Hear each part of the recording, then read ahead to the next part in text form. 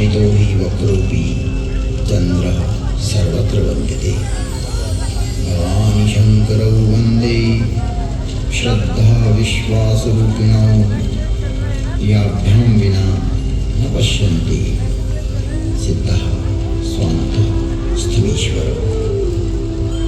तुम त्रिभुवन गुरुवेद बखाना मान जीव पावर आजाना विश्वनाथ ममनाथ पुरारी त्रिभुवन महिमा विदित तुम्हारी।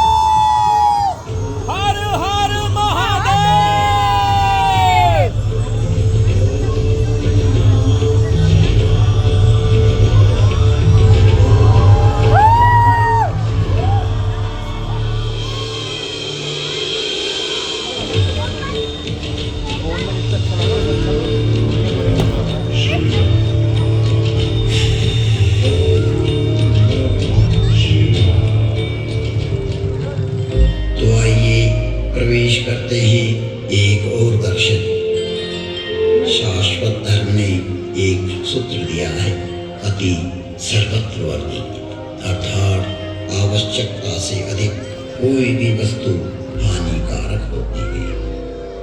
आयुर्वेद ने भी कहा है कि वात पित्त और कफ का सम्यक होना स्वास्थ्य के लिए अति आवश्यक है। समाज में ब्रह्म को प्रचारित कर एवं सार्वभौम को संकुचित कर किसी भी असत्य को सत्य प्रमाणित करने के लिए किए गए प्रयास कालांतर में उसी तरह नष्ट हो जाते हैं जैसे शिव की सन्मुख जाकर कामदेव नष्ट हो गया। इस कथानक के माध्यम से अनुभव करते हैं एक और दर्शन का। पूर्व जन्म में जब सती के रूप में थी तब सती के पिता दक्ष ने शिव का अपमान करने हेतु एवं हठता पूर्वक स्वयं को स्थापित करने के लिए जगत में समाज को भ्रमित किया।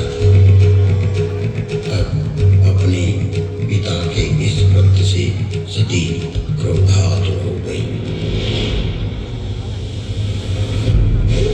और यज्ञशाला में गर्जना करके बोली, जिन लोगों ने यहाँ सनातन शिव नीलकंठ महादेव की निंदा की है या सुनी है, उन सबको शीघ्र ही इसका फल मिलेगा और मेरे पिता को भी इस दंभ का दंड मिलेगा। ऐसा कहकर पुनः शिव प्राप्ति की दृढ़ता को दृढ़कर सती ने अपना शरीर त्याग दिया। सती के देह के त्याग के उपरांत शिव ने क्रोध में आकर अपने गण वीरभद्र को भेजा, जिसने यज्ञ का विध्वंस कर दिया।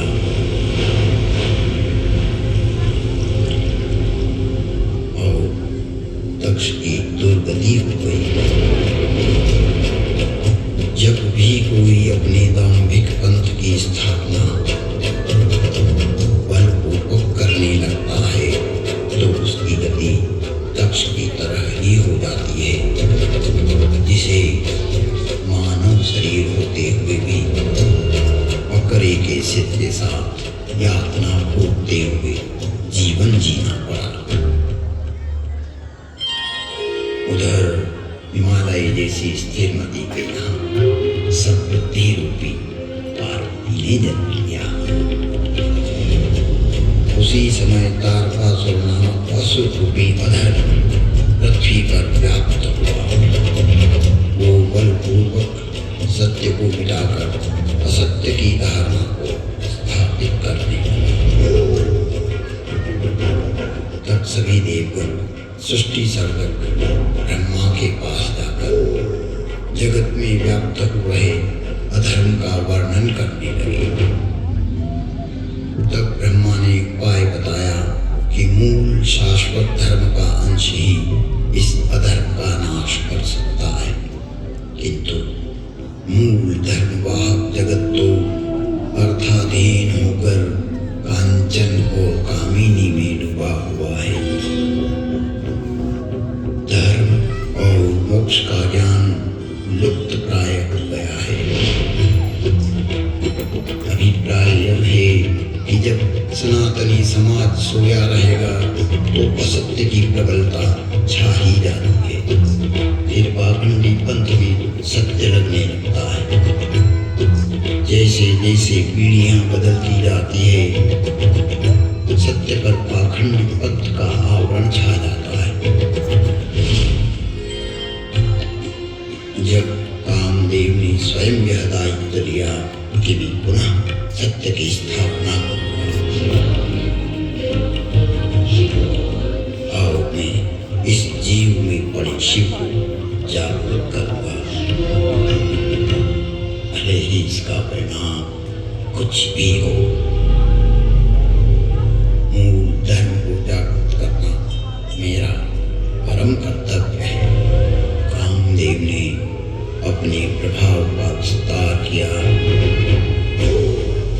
और जगत कल्याण की भावना से शिव के मन में शोक पैदा किया, तो एक ही क्षण में सारी मर्यादाएं मिट गई। ब्रह्मचर्य, नियम, संयम, धीरज, धर्म, ज्ञान, विज्ञान, सदाचार, जप, योग, वैराग्य और विवेक सबका ज्ञान कामदेव ने भर लिया। जगत कल्याण की भावना जब व्यक्ति में प्रादुर्भूत होती है तो संपूर्ण जगत उसके समर्थन में खड़ा हो जाता है। सभी कामांध हो गए, चकवा चकवी रात दिन नहीं देखते थे। देव दैत्य मनुष्य किन्नर सर्प प्रेत पिशाच भूत वेताल ये तो काम के अधीन होते ही हैं, परंतु सिद्ध, विरक्त, मुनि, महायोगी सभी काम के वश होकर स्त्री अनुरागी हो गए। दो बड़ी सारे ब्रह्मांड के अंदर काम प्रलय आ गया।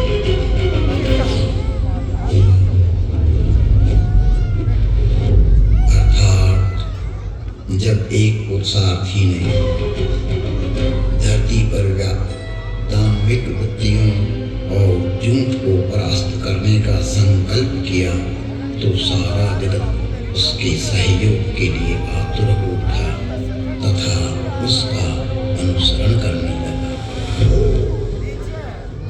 तात्पर्य यह है कि स्वयं को मिटाकर संसार में सत्य, प्रेम, करुणा को प्रवाहित करना चाहता हो तो सारा जगत उसके साथ खड़ा हो जाता है। धर्म, अर्थ, काम, मोक्ष में से केवल काम की ही प्राबल्यता से शिव समाधि में विक्षेप करना, इसमें काम का ही अतिरेक था। इसलिए एक बार कामदेव डर गया। किंतु संसार में जीव रूपी शिव जागेगा तो ही उसका अंश धर्म को संरक्षित कर पाएगा।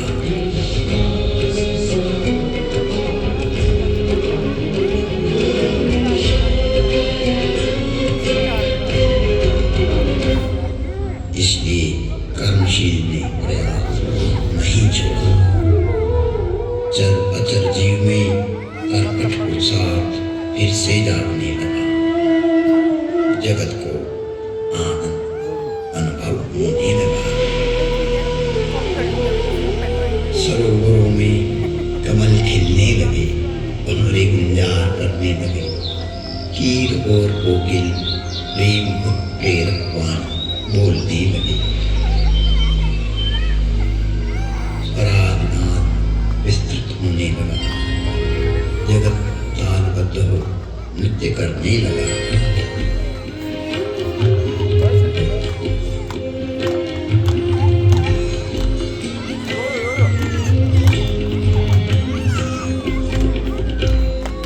लेकिन सनातन जगत नहीं जागा।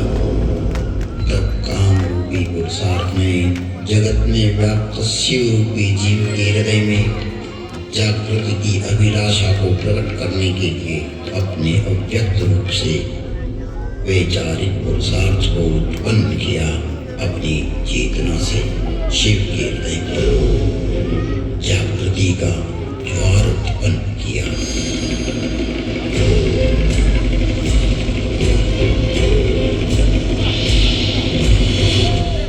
जगत की समाधि में विक्षेप हुआ। मन में क्षोभ हुआ। श्री हरि की प्रेरणा से शिव जागे और देखा कि यहाँ तो अपने स्वार्थवश हर क्षेत्र में व्यक्ति अपनी अपनी झूठी मान्यताओं को स्थापित कर रहा है एवं कई पंथ स्थापित हो चुके हैं। कई विचारधाराएं अपने आप को ब्रह्म रूप से निर्मित मान बैठी है। मानो उनका कभी क्षय नहीं होगा। सनातन को चलने के कई कुत्सित प्रयास चल रहे हैं। नाशवंत अपने आप को शाश्वत प्रमाणित कर रहा है। समानताएं समाप्त हो रही हैं। मैं ही सत्य हूँ उसको प्रमाणित करने की प्रतिस्पर्धाएं चल रही हैं। पृथ्वी पर पुनः साम्य सभ्यता को स्थापित करने के लिए साक्षात स्वयं श्री हरि नीलकंठ के रूप में क्रोधित हो उठे।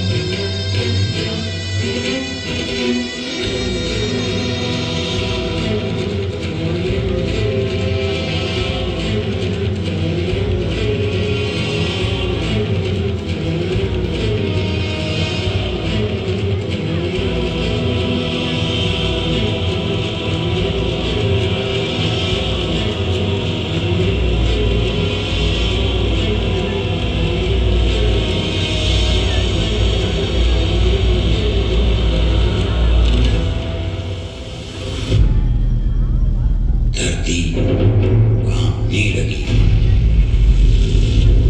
प्रलय की बिजलियां घनघोर आकाश में चमकने लगी। नक्षत्र हिलने लगे। ज्वालामुखी लगे, आकाश में पटाखे बोलने लगे।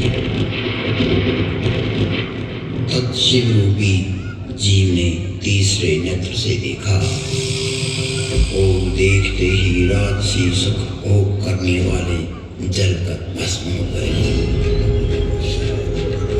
जगत में हाहाकार मच गया, दमनकारी उदास हो गए, राजवादी सुखी हो गए, लोलुप लोग भूख सबके बिना व्याकुल हो गए और निर्मल स्वभाव के लोग चिंता रहित होने लगे। जब कर्मवीर उसने जीव के अंदर सो रहे शिव के अंश को जागृत किया तो स्वार्थी लोग निराश हो गए, अपना पंथ प्रचारित करने वाले उदास हो गए। सनातन जब जागा तो लोगों की भ्रांतियां समाप्त होने लगी, उन्हें सत्य समझ में आने लगा तो विकृत पंथवादियों का नाश हो गया। आशुतोष शिव ने कर्म रूपी मोक्ष को जगत कल्याण के लिए किए गए प्रयत्न से प्रसन्न होकर कामदेव को एक वरदान दिया। अब से तुम्हारा नाम अनंग होगा और शरीर रहित होते हुए भी सभी में व्याप्त रहोगे, क्योंकि तुमने जगत में व्याप्त अधर्म का नाश करने के लिए स्वयं को आहूत कर जीव में पुनः सत्य का संचार किया है। संसार में सनातन धर्म के दर्शन को पुनः जागृत किया है। केवल धर्म, केवल अर्थ, केवल काम और केवल मोक्ष पूर्ण सत्य नहीं है। चारों पुरुषार्थों का समान रूप होना अति आवश्यक है। नीलकंठ शिव जागे और काम का दहन कर दिया, साथ ही काम का वहन भी किया। अपने विहार से काम को स्वीकार करते हुए स्वामी कार्तिकेय को प्रकट किया, जिसने जगत में छाई हुई आसुरी वृत्ति का नाश कर पुनः सदाचार स्थापित किया। अब संसार में पुनः आडंबर न छा जाए, इसलिए प्रत्येक व्यक्ति को चाहिए कि वो अर्थ का उपार्जन धर्म के अनुसार करे और काम का वहन मोक्ष प्राप्ति की छाया में करे। चारों पुरुषार्थों का सम्यक वहन करते हुए समाज को जागरूक रखें। यदि अब यह सनातन धर्म सो गया तो काम सदैव बचा नहीं है कि जो पुनः जीव के अंदर बैठे शिव की समाधि को भंग कर उसे पुनः प्रेरित करेगा। अर्थात जागो और ज्ञान का श्रेष्ठ पुरुषों के सानिध्य में ज्ञान प्राप्त करो।